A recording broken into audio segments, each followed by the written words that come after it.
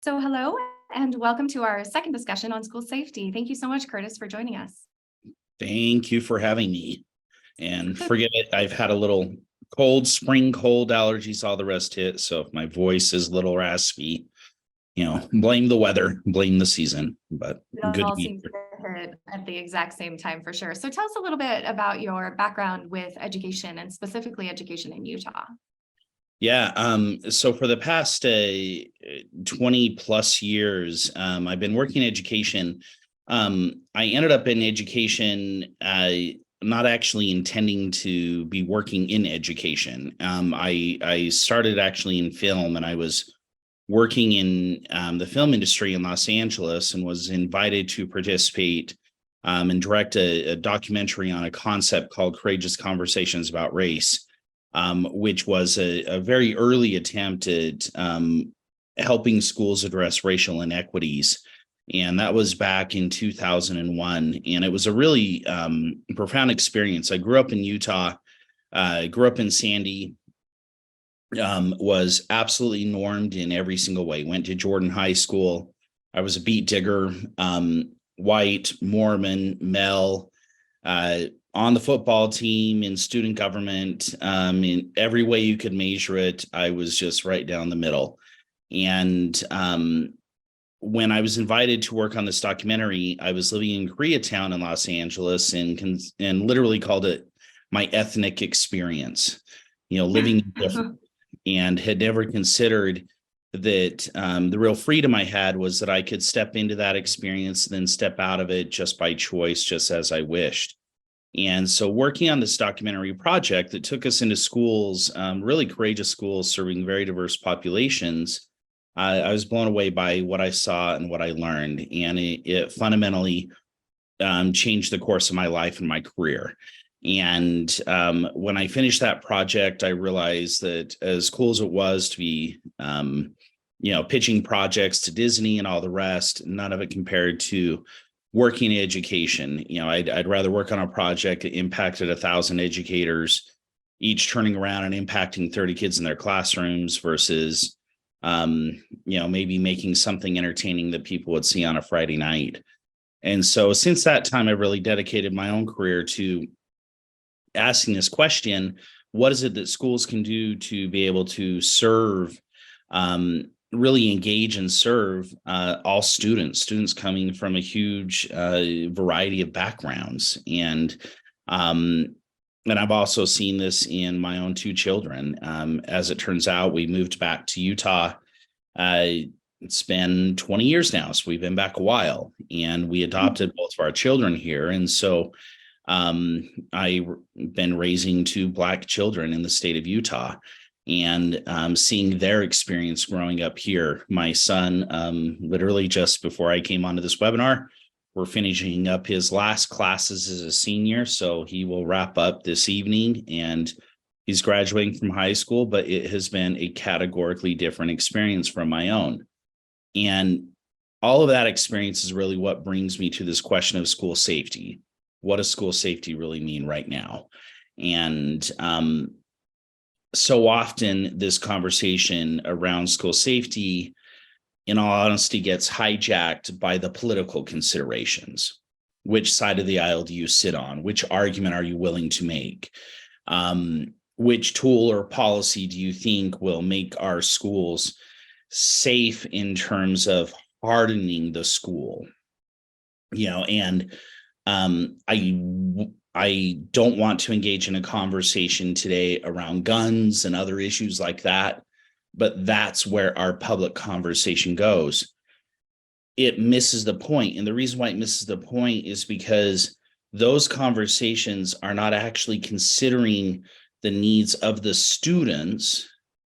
That those conversations consider the needs of the politics.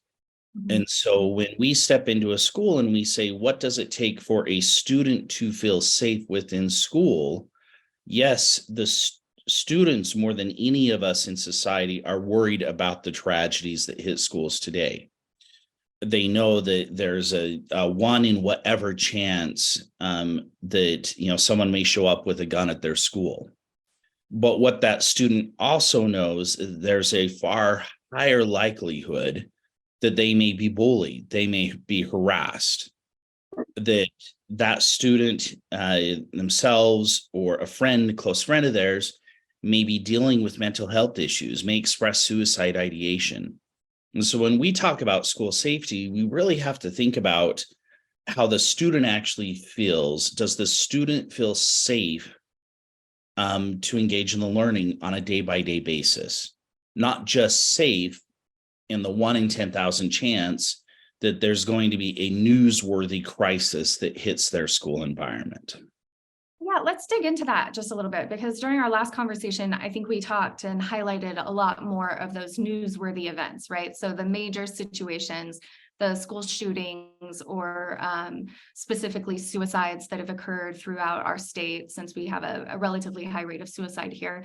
So talk to us a little bit about kind of preventing all forms of violence, whether it be emotional or physical violence in schools. Like, what is the difference between a crisis response and a prevention response? And does Utah have that current capacity right now? Yeah, so it's a great question you ask, and so I really want to lay this out. So for everyone to consider, when a crisis occurs, and schools are much like any other institution. When a major crisis occurs, we have the ability to call up resources. We rally emergency resources. People show up. The resources are there. And so when a crisis occurs, which could be, a true threat on a campus, et cetera, could be a student who does engage in a suicide attempt, we have an emergency room to take them to. And so we are geared and set up for a crisis response. The challenge with crisis response is that when a school or a student finds themselves at that point of crisis, much of the damage has actually already been done.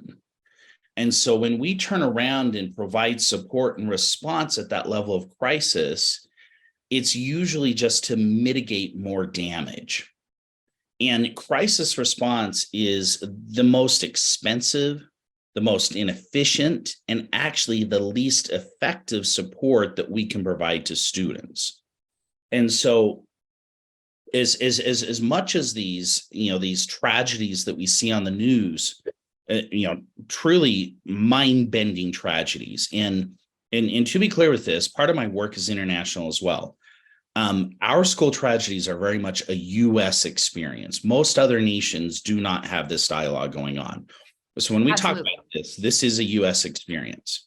And, Sure. and not trying to make this political. So just, it's really hard to have this conversation without having it go political, right?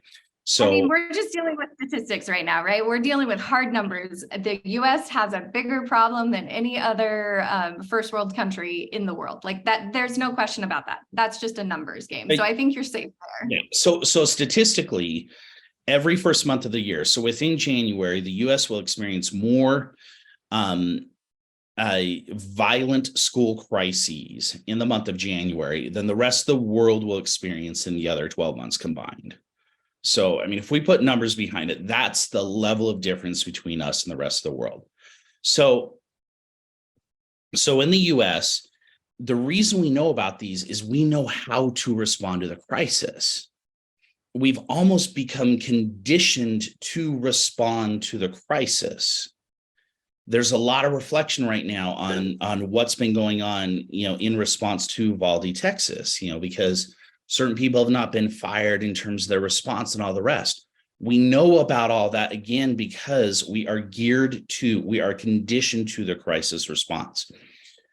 So if crisis response is the most costly, the least efficient, and the least effective response to give to students, then we have to shift our perspective and really think about early prevention. Now, the flip of this, when a student starts expressing some sort of need, so this could be a student experiences some sort of bullying or harassment. This could be a student expresses some sort of economic insecurity, such as homelessness, food insecurity, etc. This could be a student starts expressing certain levels of anxiety or depression. When we witness or identify that first expression of student need, the quicker we're able to provide support to that student, the higher the impact of the support we provide. So the quicker we see the need, the higher the impact of the support. The longer we wait to give that support to the student, the less impact that support has on the student. So time becomes the critical factor in all of this. If time goes by, the cost of support goes up and the impact of that support goes down. So what early prevention really is about identifying those needs as quickly as we can. So let me throw out a little bit of a parallel here. We all of us know where our local fire station is, right? Each of the cities that we live in invests heavily in a full-time fire department, even though on a daily basis, we don't look out and see houses burning down. So what are those firefighters doing on a day-by-day basis to actually justify full-time employment if houses aren't burning on a daily basis? Well, of course, part of that is training, but a bulk of a fire department's time is actually doing fire mitigation work. So when they show up to commercial locations and they walk in and they look and see, are the exits, properly clear? Are there fire hazards within here? Most of their time is actually spent doing inspections and mitigation work. Why? Because that prevents the fire, the crisis, from happening down the road. So when we think about our students in the schools, if we can quickly identify what the needs are of the students, and again, one thing which I probably didn't explain, when we're talking about school safety, we're not talking about academics. So when I talk about needs, I'm not talking about a student's reading scores. I'm not talking about their tutoring needs. I'm not talking about the academic interventions. I'm talking about their social, emotional, physical needs. Typically with students, when they're facing these types of non-academic needs, students don't always have the tools to overcome these needs on their own. Let me ask a question about that real quick, though. So specifically around the non-academic needs, those are very, very clear most of the time, because by the time that we see them, we tend to need to react, right? So we're talking about interventions at that point. But when we're talking about the academic side, are there indicators in academics that tell us that there might be a child in crisis, or there might be a need that we're not addressing, that the only place to address it is the classroom? Well, okay, there is, and there's a growing body of research that's showing that when students are struggling academically, the response might not be an academic intervention. And so a student who is no longer progressing academically, doubling down on their academics might not exactly be the best solution at the moment. The best solution might actually be identifying, why is it that the student has stopped progressing? Is the student no longer progressing because they're now living at grandma's house and they don't have good Wi-Fi? It's hard for them to access, internet at home to be able to do their homework. They're sleeping on the couch. They aren't getting good rest. They're having to travel 45 minutes to school instead of walk down the block. That economic insecurity might actually be the reason for the student's academic progress to have flatlined. Okay. So rather than doubling down and saying, okay, we're going to put you in additional reading time, we're not going to let you go to recess so we can double down on, certain academic skills, it might actually be much more powerful for the school to intervene and say, hey, we're going to refer your family to county services, to refer you to homeless services. Let's get some good transportation arrangements. There's actually federal funding. This is one of the to pick on this piece of homelessness, which actually we have the highest rate of student homelessness in the nation now that's ever actually been recorded. Now, I can't say it's the highest ever, because this is not a statistic that's always been measured nationally, But since it's been recorded, we actually have the highest rate of student homelessness ever. And homelessness doesn't mean they're living on the street. Homelessness means they're living in some degree of insecurity with where they sleep at night. So there are federal funds. So one of the pieces of this, if a student has to move and they're already in a school, they lose their housing, they're evicted, they're living with a relative or a friend who may be 20, 30 minutes away in a different school boundary, by law, that student can't be forced out of the school. By law, they have to be allowed to stay in the school they're already enrolled in. But if the family is continuing to struggle to get the student to school on a day-by-day basis, that student is going to suffer academically. Well, this is where the school can come in if they're able to identify the need and rally resources. There are federal funds that allow for personal transportation to bring that student to the school. So they don't have to rely on UTA, finding a ride every day, all the rest.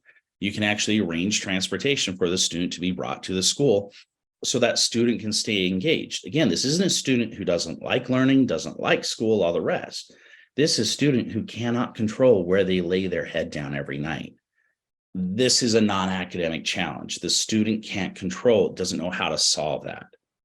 If the school doesn't respond and start to point the student towards resources or the student's families towards resources, that student falls further and further behind until finally they're at the point of crisis, they're at risk of failing, they're at risk of losing credits. Now we're into trying to help the student somehow catch up. It's much harder to do that. Earlier we can intervene, better chance we have that the student stays on track and stays engaged. I want to highlight that a little bit. Right now in our school system, and we discussed this at first, the interventions tend to be crisis interventions, right? So they find out after the fact that a student is homeless, or they find out after the fact that there might be abuse or hunger or all sorts of different non-academic situations that are directly impacting the student's academic situations. And then you tend to have, at least in my experience as someone with a child in public school, you have those intervention conversations with the different staff members. But that's all after enough behavioral issues or academic issues have built up to a certain point that a flag is raised. And it tends to be kind of late in the game. And from the things that I've seen and my family has experienced personally, including situations around violence and the political atmosphere that we're dealing with right now, those situations are all addressed after it's heated up to a point where it's too hot to touch, right? So what do teachers right now in our state system have available to them to kind of head that off at the pass, to do as much as they can ahead of time so it doesn't get to the point of intervention? Do they have a useful and like robust system that they are utilizing right now? So let me be really clear in my answer here. So I'm going to answer it directly. What I'm answering is not a critique to the teachers on the ground. Oh, absolutely. We know they're working their tails off constantly. So yeah. So for the most part, there aren't really systemic solutions in place.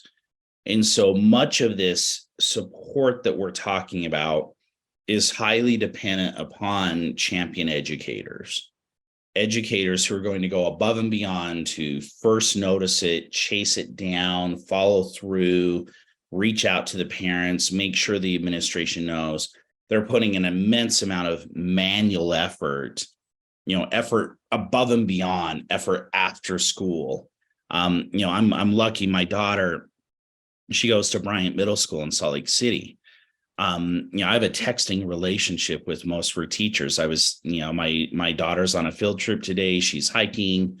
Asthma has really flared up for my daughter. My daughter was worried about the field trip. It was 10 p.m. that I'm texting the teacher last night, building up a plan for my daughter on her hike last night, because my daughter was feeling anxiety around, I don't want to go on this field trip because I don't want to feel embarrassed that I can't make the hike. So thankfully, my daughter's teacher has no issue with me texting him late at night. So there are lots of, really good educators out there doing this more or less on an ad hoc basis. Now, I want to bring up that what Tammy Curtis shared here. It is so true what she says here. In this sort of underlines the situation, right? Tammy says there are social emotional situations where the students excelling academically, but failing socially and emotionally, specifically in the case of high anxiety eating disorders. These are often high achieving students that if only looking at academics, we miss the problem that is occurring under the surface. And Tammy, what you've identified here, this is a classic situation, right? This is so, I graduated in 1992. So it's been a little while since I was last in high school. I was such the norm. Succeeding at high school wasn't a big challenge for me. I was always near the top of my class. The one kid who was absolutely at the top of my class, he'd maintained a 4.0 grade point average, all the way through middle school, all the way through high school, through his junior year, made it through one quarter of his senior year. And this kid was 4.0 in his GPA. He was, totally involved in Boy Scouts. He was as straight in every way. The second quarter of his senior year, he slipped substantially. He was a full dropout by the third quarter of his senior year and did not graduate from high school. And I share that because he was carrying such incredible anxiety inside that he had no way to express, even though he was a high achiever. He hit that crisis point, which led to him dropping out, led to long-term addiction issues, all kinds of challenges that he faced because there was no system in place to support his anxiety because his high achievement was masking it.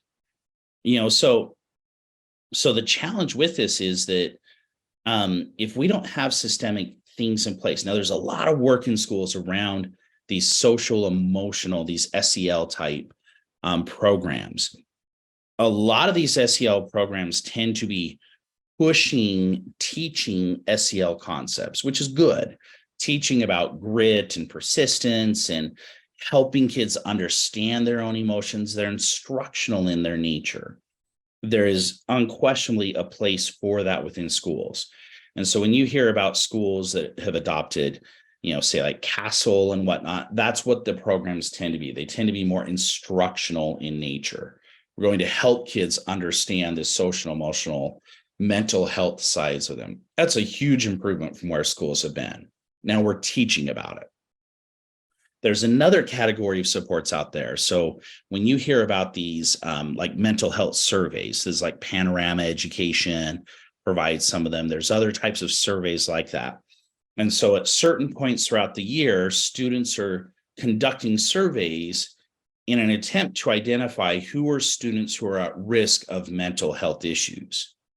Again, this is a big step forward because at least 3 or 4 times a year, a school is more or less surveying its students and saying, are there students at high enough risk? We need to reach in and provide additional services to these students. Great steps forward. Challenge with both of these approaches is they might miss the small things going on day by day that a student experiences. So a student might feel good on the day they take the survey, but that's because, Johnny has been bullied by Steve for a week or two. Bullying comes back. Johnny goes back into a bit of anxiety, a bit of a trauma-based response when Steve starts bullying him again. And so it's how do we capture, the real question, the real challenge for us to get to early prevention so we never hit that crisis point is how do we start capturing those day-by-day experiences that students are going through so that when we see that bullying occur, when Steve is bullying Johnny, we can quickly intervene, not only support Johnny who's being bullied, but also support Steve who is perpetuating the bullying. Make sure that both of them are getting the relevant supports they need so that bullying doesn't persist and escalate. And why does it matter with this early intervention? One of the really kind of nerve-wracking themes when we talk about this relationship of bullying to mental health to ultimately violence and threat within schools. So if bullying goes unaddressed, if we have Johnny as a student, Steve's been bullying him a long time, and this has been persistent, and it has been called out, and Steve's been disciplined once or twice, and Johnny's been acknowledged that he's been bullied, but it keeps going on. Johnny starts believing the school has no way of stopping this. So Johnny starts to distrust, to no longer trust that the school has any impact on how Johnny feels at school. Johnny's parents also start to distrust the school. This distrust starts building over time. Eventually, Johnny hits a breaking point where Johnny says, I'm not going to take this anymore. The school's not stepping in and taking care of this. Now, school may say, hey, we followed our policy. We have our policies. It's been reported. Steve's gone through the discipline process, all the rest. Johnny hits a point and he says, I'm going to take care of this on my own. The number of times that the weapon that shows up at school is in response to bullying unaddressed is shocking, actually. And so if a weapon shows up at school, suddenly law enforcement's involved. It's a big crisis response. Johnny, who has spent his last couple of years being the victim of bullying, suddenly now is dealing with law enforcement, is in the juvenile justice system, all the rest. Johnny's life is completely disrupted. Yet he's the one who's dealing with all that anxiety and trauma from having been the victim of bullying for so long, because it wasn't resolved back when it was initiated. And so let's talk a little bit about safeguarding specifically, because we've talked about like the culture of mass shootings, right? That's just something that exists in the United States, and it's a reactive process from all of us. I've been that parent who's been terrified getting that text message that my son's school is on lockdown for X, Y, and Z reason, and we've been incredibly lucky to not have lost any kids. We have also been a part of communities who have lost children, be it to shootings or suicide or familial abuse, all sorts of things. So we can go from this really big to this really narrow perspective of the individual student, like what Johnny and Steve are going through, right? Because clearly Steve wouldn't be bullying Johnny if Steve didn't have his own stuff happening. But Right. Is there a way that we can introduce something like tech is a solver of problems, right? Across the board, the tech scene sees a problem, fixes a problem. That's their goal. Their goal is to help and connect and kind of build up a new society. So how can we use technology in our schools as a more holistic approach to each individual student as well as the student body as a whole? Okay, so there's kind of three key parts where and Meredith, I'll actually come back to what you said here, because this is it's critical point that you bring up here. But let me first address this role that technology has, and actually points to the point that you make here, Meredith. So there's kind of three key parts that technology can play on these non-academic needs. So the first piece is being able to capture and identify what the need is. And so the work that I do with safeguarding, we've really identified, and we built a whole software-based platform that enables this to occur. And so let me give another little analogy here. Back when I was in school, teachers would take attendance, by paper. Class schedules were all by paper. Everything was by paper. Then the whole student information system world was created. All that academic information found its way into a digital world. And now most schools in Utah use PowerSchool, they use Infinite Campus, they use Skyward. A number of these software products are out there. Try to find a school that says, no, we're going to give up the software. We're going to go back to a paper way of managing these academic needs. What the safeguarding platform does is it really brings that power of software of digitally managing all these non-academic needs. And so these three steps is first being able to easily capture and identify what is the need of the student.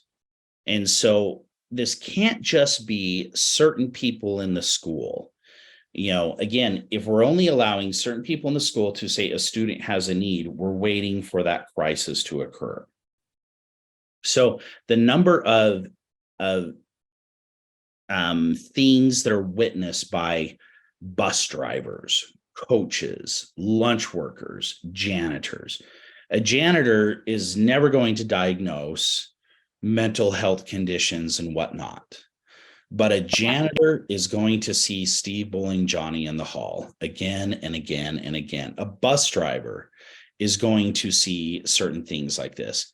Lunch workers are going to see which kids are taking food from other kids, potentially pointing towards economic insecurity. Again, lunch workers not going to diagnose this, not going to, provide the solution to the family. But you have all these staff members who are spending all this time with kids, seeing the challenges kids are facing. So the first piece is, how easy or hard is it for, if a staff member sees a need a student has, for them to be able to report it up to the principal or the counselor? And that has to be as simple as about 30 to 60 seconds. Any longer than that, needs will not be reported. So the first piece is report it up. Simple as using an app. Put in a kid's name, type in a few words. This is what I saw. Hey, I did my duty. I saw something. I said something. I'm hands off at this point. So now we go to the level of the administration. So the first piece is being able to identify what the need is. The second key piece here is case management. And case management is actually a skill that that not a lot of educational institutions have embraced. So what is case management? Case management is taking all the evidence and then basically working it over time to bring it to some point of resolution. And so if I have lots of small indicators, so again, I keep talking about Johnny. So if the homeroom teacher has reported that Johnny's been showing up late the last few weeks, and he's kind of disheveled, and another teacher is saying Johnny's fallen asleep at his desk, and the after school coach is saying, hey, Johnny's been at practice all year long, but he's been missing the last couple of weeks of practice. A lunchroom person says Johnny was bullied, harassed by some other kids because of how he looked and smelled.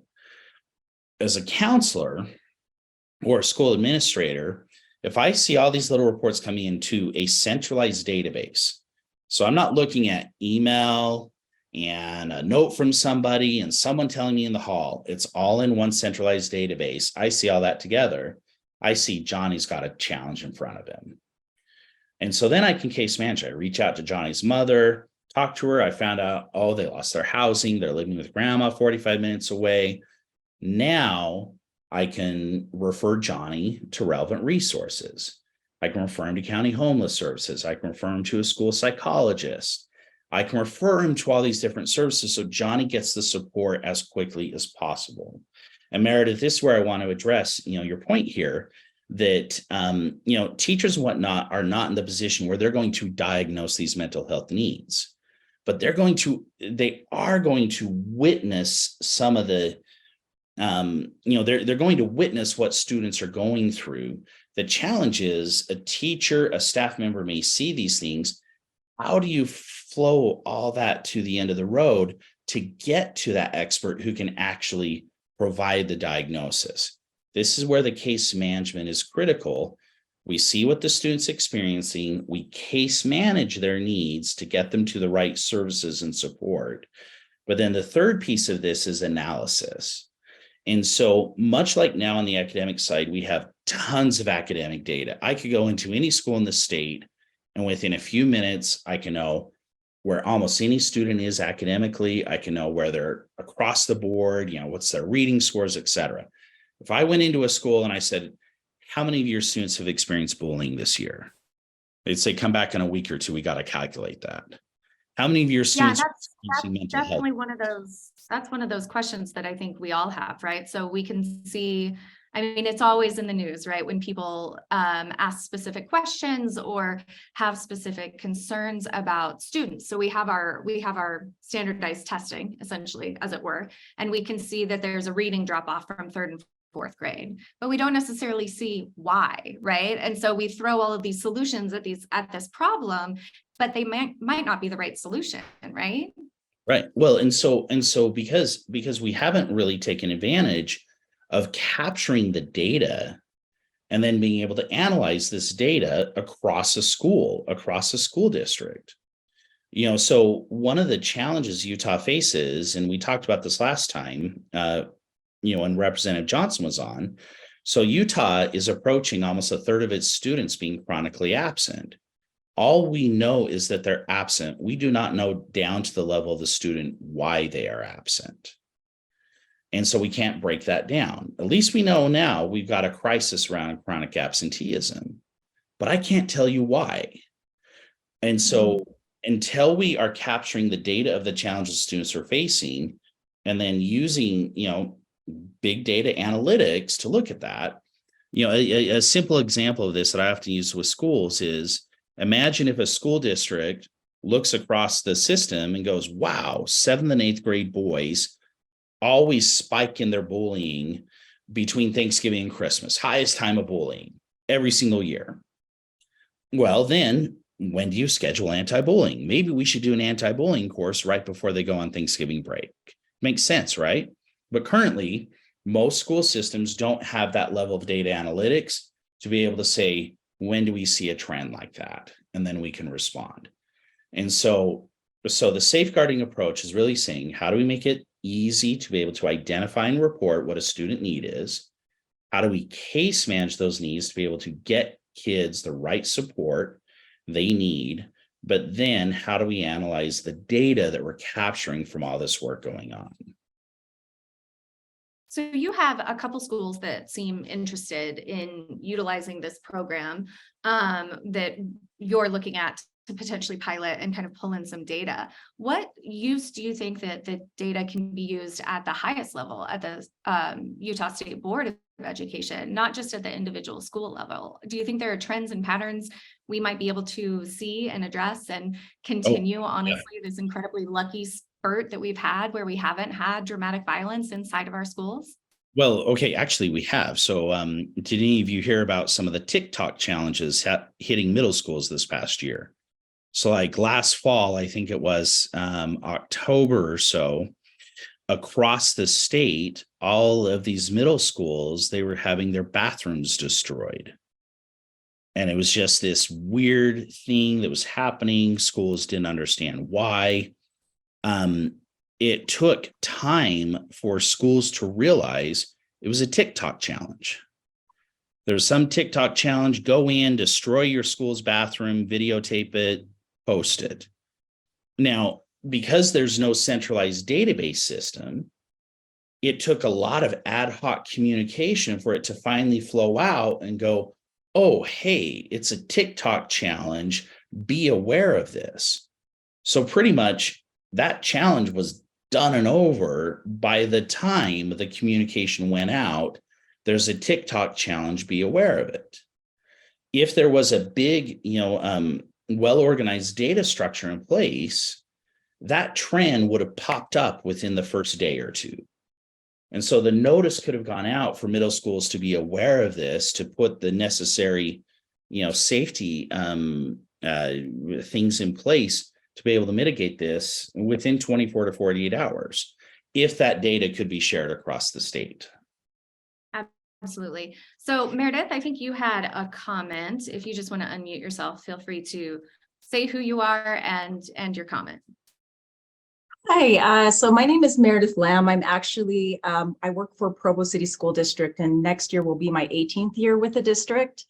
Awesome. And so I actually direct, I had two federal programs I oversaw. One was the Title VI Native American Education, because I am full American Indian. And I've grown up in Arizona most of my life on border towns and on the reservation.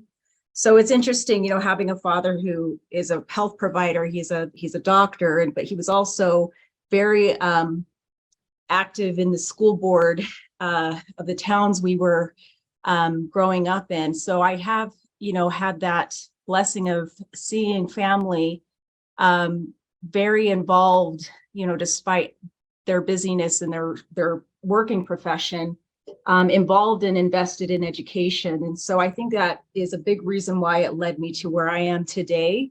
So working with Provo, I've overseen, like I said, the Title VI program and the migrant education program as well. And so a lot of the students that I do work with, they tend to be the ESL students, Title III, as well as Title I, which is low income. Yeah. And every year, I think it is challenging, as upper administration, because we get a lot of students in, especially with the students and families that I work with. I am very protective over our families, but I've had to be involved in a number of cases where students say we know that there's an issue, whether it be at home. And this is the sad thing I think a lot of people don't realize is during COVID, a lot of these students, their safe place was school. Mm-hmm. And so, when COVID was happening, a lot of them went back into homes where abuse was occurring. It was a really difficult situation. Obviously, there's, certain things as administrators that we can and can't do. More specifically, I think my issue with a lot of the families that I had worked with is them not knowing the technology to update their information. So say the SIS system that Provo uses is PowerSchool. There's no training for parents, especially, when you come to parents who, Spanish is their first language. It gets really difficult, especially with these types of students. And I think living in Provo, I feel like a lot of people are unaware of the amount of families that are in need, technology needs, healthcare needs. I mean, there's a whole slew of issues, and the schools can only do so much. And so it is frustrating, for upper administrators, especially, for me with students and families. Say I come across a family where parent feels like my student has a learning disability, they have to have a learning disability. Why can't the school just diagnose it? So we've been in the situation where we've had to go through so many different, we end up at the county health department trying to figure out how to get the student, screened for autism. But the thing is, it's like, this one particular family, they didn't have healthcare versus a more affluent family that did have healthcare, and the issue got resolved obviously right away for the family that was that could afford the healthcare. But for the other family, that couldn't afford it, the school district obviously can't diagnose anything. But I feel bad because it's like you see the student in the family, the student is struggling, and bullying goes into that. The family was suspecting autism. I mean, the last day of school is tomorrow, and this family has had like no health care. It's almost to the point where, and a lot of this goes back to the parents as well, is I almost feel like sometimes I would have to physically take the parents and the child to the appointment. And the hard thing is with the person that diagnosed autism in the county health department, we share one person between Salt Lake and Provo. And so it's really hard to even get scheduled for a student to be screened for autism. So here we are at the end of the school year, and you just feel so helpless, because it's like, well, they don't have healthcare. So obviously that screening would have to come out of pocket for that family. Money is hard to come by. So there's a lot of issues all across the board, as far as technology goes and healthcare, and what the school can only go so far in what it does. So once, with the one family that was able to figure out the autism diagnosis, we were able to create an IEP for that child right away. But you have many families just like this one family who can't afford the healthcare. They don't have, I think they're switching phones like every month because they can't afford it. So that information is constantly changing, which makes it hard for educational administrators or teachers to get a hold of the parents to begin with, because they don't know how to update their information on the SIS. It's kind of a mess. Like, it's really hard to figure out. And then so when you come to the end of the school year, it's like, gosh, we just missed the entire opportunity to help this one child, Yeah. and I hate to say it, but it worries me and it makes me sad that so many of the students go through the system just kind of dealing with these issues, and there really being no help. Yeah. There's so many ways that could have been helped, but the only thing that I see on my end is, do I really have to go and schedule this family on my own, pick them up, drive them to Salt Lake so that the child can actually get diagnosed? I mean, that's like almost to the point of where educational administrators and teachers are at this point. Where do you draw the line of what we can and can't do? But we care about the students. Obviously, we care about them. We want them to improve. But there are many cases, like this is just one of like hundreds that happen throughout the school year. So I definitely see a lack of training in the technology, just because we get so many students that don't have access to the technology, let alone maybe a parent or legal guardian is elderly, or English is their second language, or they don't even speak English.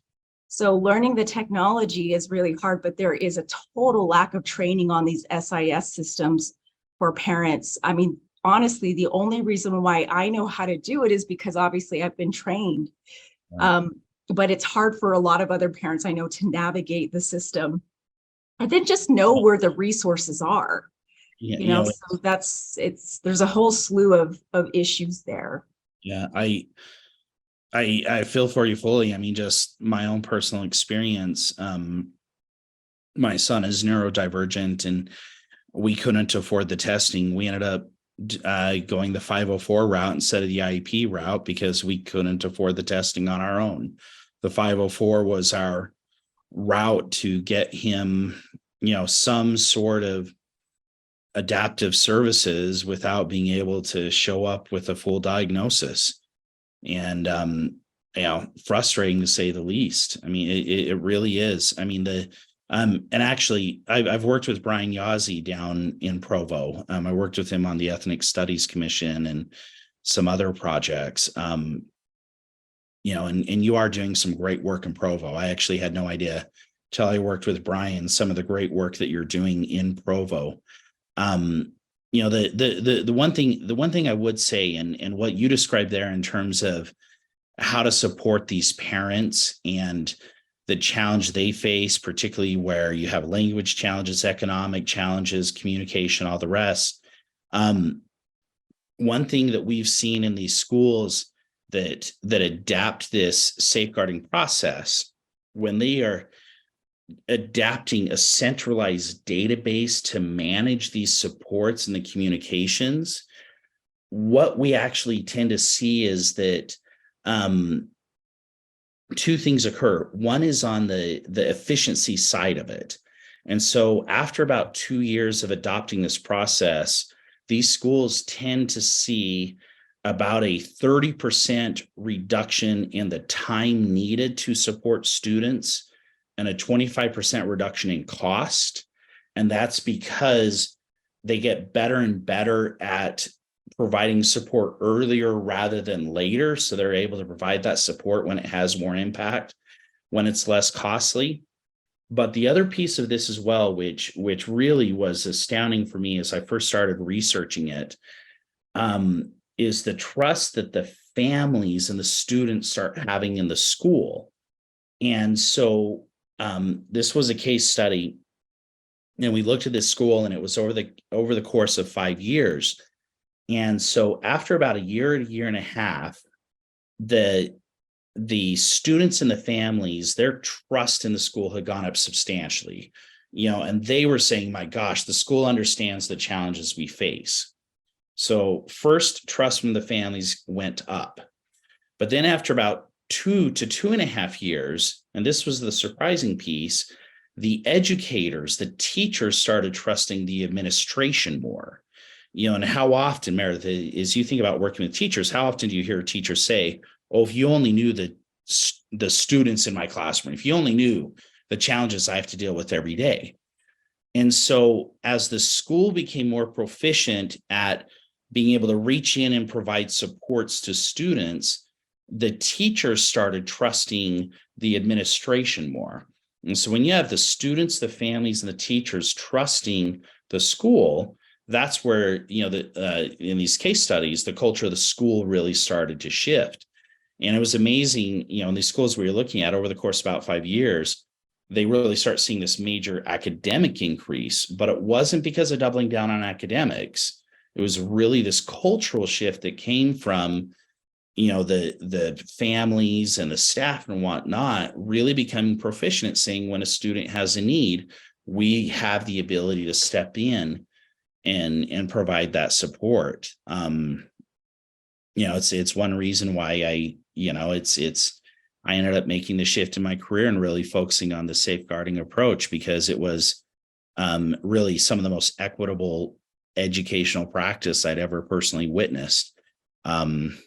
And it wasn't happening here in the US. It was actually happening in the UK. It was a practice that hadn't yet made it over here, but it's all over the UK at this point, right? Like, yeah, there's actually about 6,500 schools in about 50 countries that are implementing this safeguarding practice.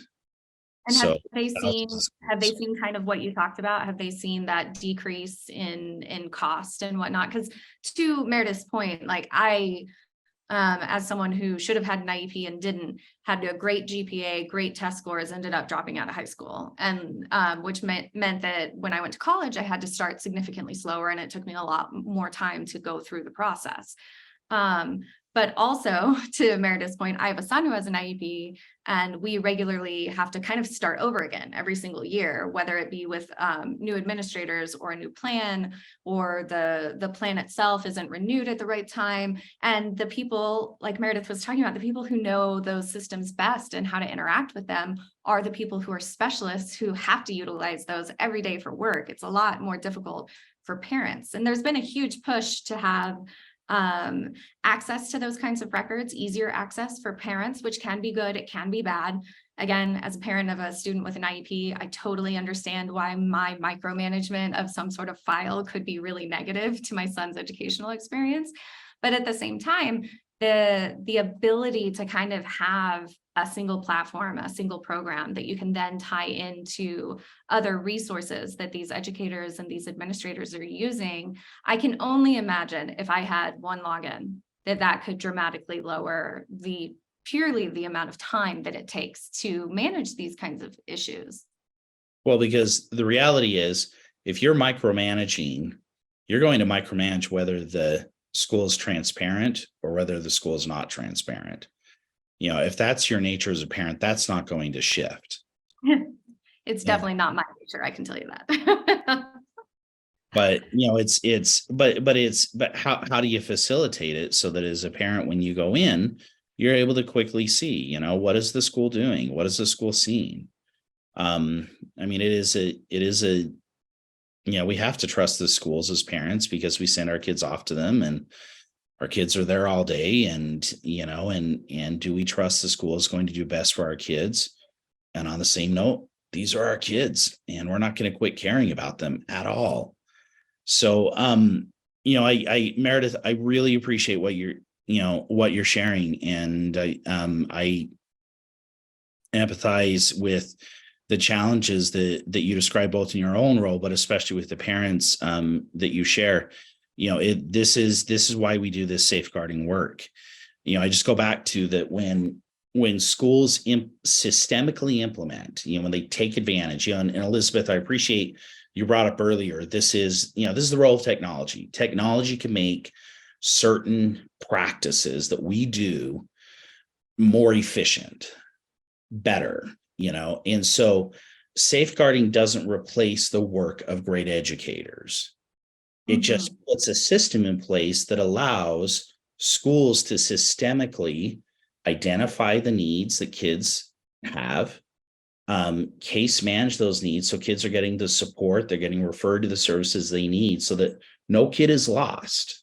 Every kid is tracked. They get the support they need in a timely manner, but then really being able to understand, what does this all mean? What are the actual trends that our students are experiencing at the level of the classroom, at the level of the school, the district, and even the state? And it's awesome work. And Meredith, you said you're in Provo. I'd love to come down to Provo and meet with you and your team and others down there. And if any of you have schools or districts that you'd like us to come visit, we would willingly come down, because I can promise you safeguarding will make your work supporting your students that much more efficient. It helps the students, but it also helps the educators, because it helps them just that much better manage the many unique challenges that our students are bringing to the classroom every single day. So thank you very We'd much love to have you there. We work with Brian, he does the diversity and equity, but I've worked with Brian for a really long time. And right now we have Claudia Bareilles, who's over the migrant education. But I'm just about to put this out. But yeah, I would like to see a lot more training for the parents, because I think that's where we're missing out. I could see like that is an opportunity missed is, and I did this one year and it was really helpful, because the nice thing about the Native American Education Program is that we're small enough that we actually did hold a parent summit where Brian and I put together a training. So a lot of the parents did not know how to run the SIS or how to check their students' grades, let alone how to update information. And so what we were seeing was that the school district was, sending out paper guides of how to do it, but how many of the kids were actually bringing those home and sharing it with their parents. And it was written in English. There was not a Spanish one. And so I thought, well, how is this even helpful? I have to update grants and I run through that SIS system. So that's the reason why I know how to use it. But I talk to so many parents, even in my neighborhood, they're like, I don't even know how to log on to PowerSchool. So, I think that would be huge to have some kind of technology summit within these school districts so parents understand how to work the system. There's so many things that can be helpful that they can do on the SIS that I don't think they even know the capabilities of the SIS and how the SIS actually helps us as teachers and administrators. That's how we gather a lot of our information, but a lot of parents don't even know how to even log in or change their password or their username. They don't even know what their username is. So I think that would be really helpful. And then I'm a big supporter of Hope Squad and for Hope for Utah. Greg Hudnall was my first superintendent when I came on with Provo. So, he created that program. I can't speak more highly about Hope for Utah. I think they do a really great job. And actually, that is how my daughter survived her bullying incident this last year, was through a peer that actually forced her to go to the counselor because she was going through some major depression that I wasn't even seeing at home. But it was a bullying incident that actually turned into her having to have a protective order through the court system and a student making death threats to my daughter. And I had no idea any of this was going on. And the reason why this was even reported was because of a peer, because of her friend that said, that's not right. You need to go talk to the counselor.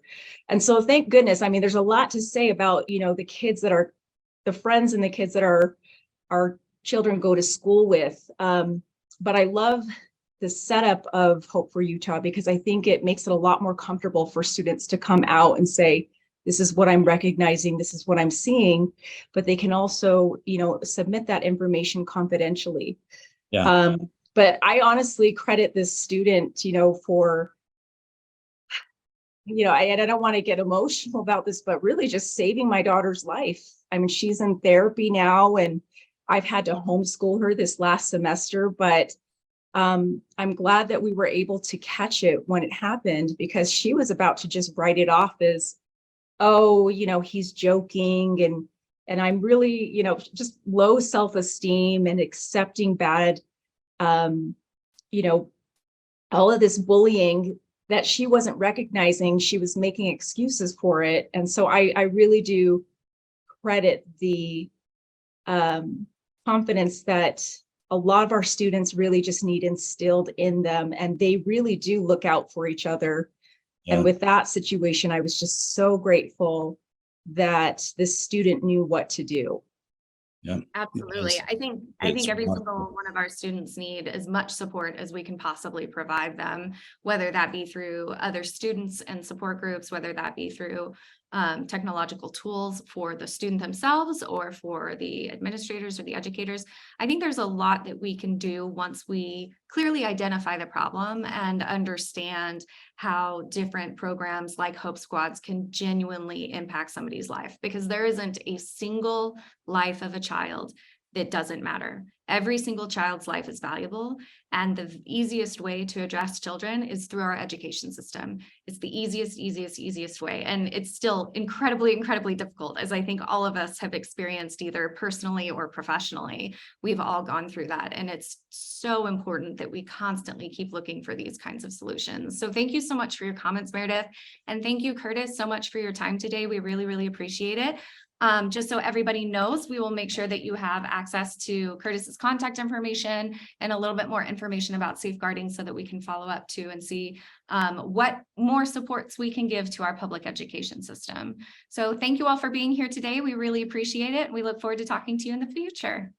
Thank you.